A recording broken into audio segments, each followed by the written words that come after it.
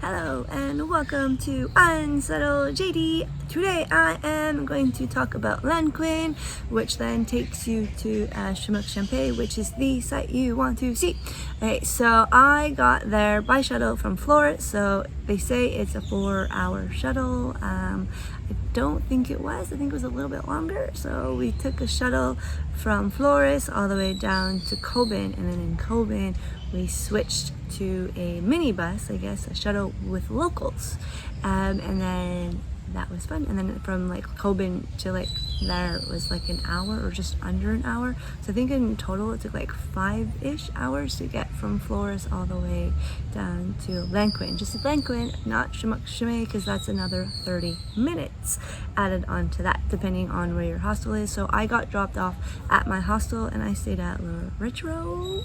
I picked this one specifically because it is on the river. So it was amazing. As soon as I got off, I mean, I absolutely loved it. The person at reception didn't speak English. The person who did speak English came at 4. So basically I just waited around, used the Wi-Fi down at the restaurant, and just chilled in a hammock. I mean, it was like lovely, exactly what I wanted. You had this all like tropical stuff. You had the river. It was a little bit cold. So basically at 4 o'clock I went to go talk to Freddie, that's his name, aka Cougar, because it was Halloween. No Halloween party for me this year. A little bit sad, but what can you do? Yeah, so I booked a tour with them. You can do it on your own, but again, it's post-COVID, and I feel like I should be helping the economy just a little bit. I mean, these people haven't had work for what, 18 months, so I did the tour specifically to help the locals. Again, you can do it by yourself. So I think it was 210 Guatemala for the whole day. Didn't include lunch or water shoes, but that includes your the drive to Semuc Champey. It includes your entry into Semuc Champey, and then it was also the cave. So added on water shoes. I definitely suggest water shoes because my feet, I got water shoes and I'm so glad I did. Even for like Semuc Champey, definitely, like, you definitely want them. And then lunch. So lunch was a barbecue and it was 50 Guatemala for all you can eat local food. Oh, it was fantastic. It was amazing. So the tour starts at 9 in the morning. It was late, of course, you know. Everything's always a little slow in Guatemala time. So you basically go into a truck and you're herded like cattle. So you go in the back, there's bars along, and yeah, you just 30 minutes down to basically Semuc Champey. It wasn't the greatest feeling a little bit. Luckily on the way there I was in the cab, so I was like, ooh, score for me. So yeah, so the first thing, you get off and then you go get changed into your bathing suit. Wear a bathing suit because you're going to go into the cave right away. And I highly suggest water shoes. They definitely saved me so many times. So yeah, so you go into a cave. We all had headlamps, so I also suggest a headlamp if you have one. If not, you got a candle. You have a candle all the way through. So you go through the cave. It does get deep, so if you can't swim, wear a life jacket. So yeah, so there's also rope. So basically you're trying to like hold rope with the candle as you go along. Since I know how to swim and I can swim very well, I basically just swam with one hand with the candle, holding the candle. That's basically what I did.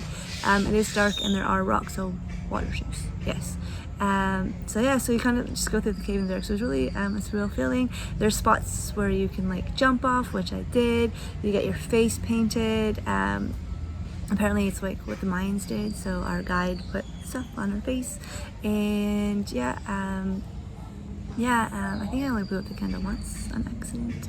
I did blow it out because I thought something was happening. I was like, oh, I blew out the candle, but luckily I had my headlamp.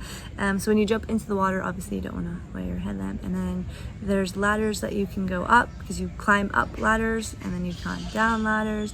I almost fell off of a ladder. I was trying to like go down it and it was wet, it was slippery, and I just slipped and just right into the ladder. And I was like, oh my god, I'm gonna die, because I'm not sure how far it was deep. But luckily enough, I had gripped on. I basically just bruised my entire left leg and hurt my back a little bit, but it's fine. And then there's a spot where you can like cannonball. I wasn't sure if it was a slide or what, but yeah, I did it. It was fun. Yeah. So then after the cave and all that glory and going through the cave with your candle, we went straight into the tubes. So you have to walk up like 10 minutes to a waterfall. There's a beautiful waterfall. I didn't have my camera, so I don't have a photo, but it's beautiful. And then you just go down the water for about like 10-15 minutes on the tubes. It was a lovely day. The sun was out, so in the shade it was a little bit cold. The water was a little bit chilly because again it's November 1st, so it's winter, well, fall. Yeah, so then you go down the river, and then you get dropped off at like a little restaurant area, and then you have to walk all the way back to drop off your tube. And then it was lunchtime, and it was all you can eat barbecue for $50, and it was amazing. It was good food. They do have vegetarian options if you're vegetarians. So it's like barbecue chicken, barbecue pork. They had rice and beans, some salad, tortillas, homemade tortillas. It was amazing. And then after that is when you go walk into Semuc Champey, so that beautiful lake. So there are a few ways to go in. So you can go straight to the water, or you can actually go up to the lookout. So the lookout in total, they told us it was like 30 minutes up, 15 minutes down, and I believe it took like 30 minutes for the whole thing. And mind you, I am super slow, so I think everyone did it a lot quicker than I did. So basically I got up there and I just took photos and then we left. Everyone else was probably up there for about 5-10 minutes, but I didn't mind.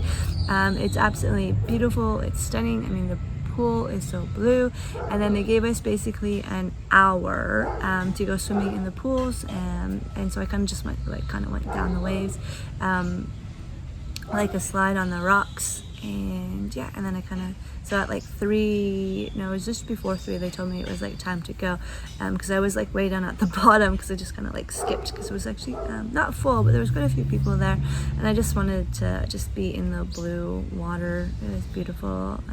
Didn't take a lot of photos because, you know, water, iPhone.